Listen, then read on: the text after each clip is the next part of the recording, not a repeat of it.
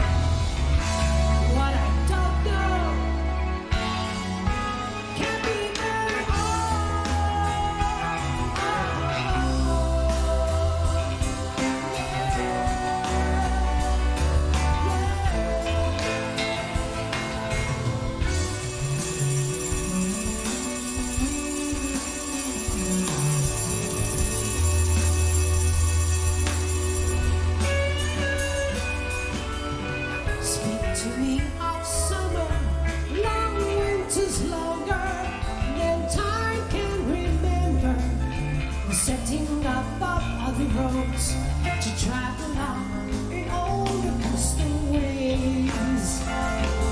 I still remember the talks by the water, the proud sons and daughters that knew the knowledge of the land, spoke to me in sweet and custom ways.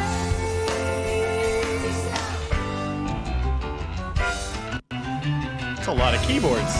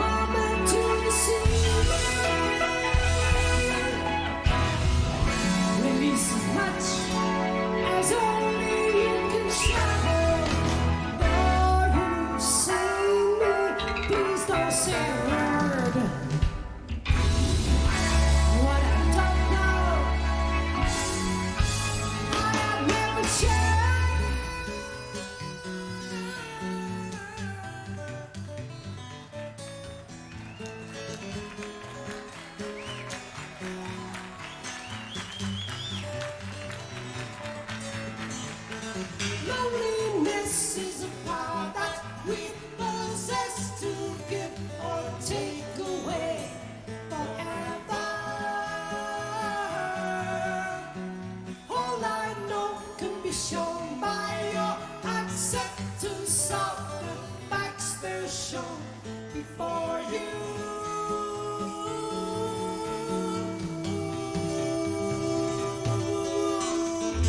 Take what I say in a different way, and it's easy to see that this is all confusion. As I see a new day in me, I could also show it you, and you may follow.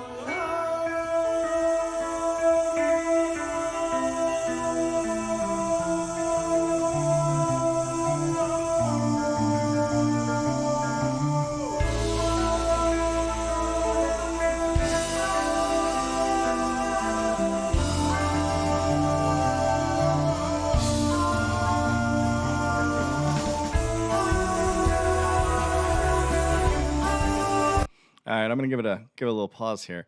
Sound quality is great, so I don't know the other video you're talking about, but I can hear it just fine. We saw Yes. You took me to see a Yes concert about 2015-ish, I want to say. So this came out like 10 years before that. Yeah. They definitely aged a lot in those 10 years, which makes sense. I mean, that is the age period in human existence where you tend to show your age the most. But yeah, they're in their early 60s in this video, and so they were in their mid 70s and when I saw them.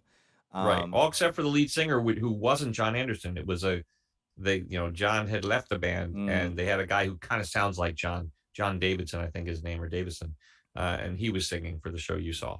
Is it because Johns all sound the same? John? Is that why? John? No, we don't. But I mean, the concert I went to is absolutely incredible, and watching this is so much fun because it's bringing back memories of how good that concert was, and I think musically, Yes is incredible. And as I start to listen to more of them, they are still, in my opinion, a jam band. They play long songs that you just sort of let yourself go along for the ride. Musically, this actually has a lot of lyrics in it. So far. We still have a lot of song left to go. We do have a lot of song left, and it ends with a very extended jam and some back and forth between Steve Howe, the keyboard or the guitar player, and Rick Wakeman, one of the world's best keyboard players. Hey, so I'm down with that. Two of them are going to go, and you didn't see Rick Wakeman either. He wasn't in the band when you were there. So you're seeing really two of the additional masters of Yes, with John Anderson singing and Rick Wakeman on keyboards. Well, and watching it as opposed to just listening to things is a very different experience. And I don't know if it's better or worse. And I don't think I can actually make that statement. It's just different. Okay. But also in a very fun way. So, all right, let's jam, I guess. Yeah.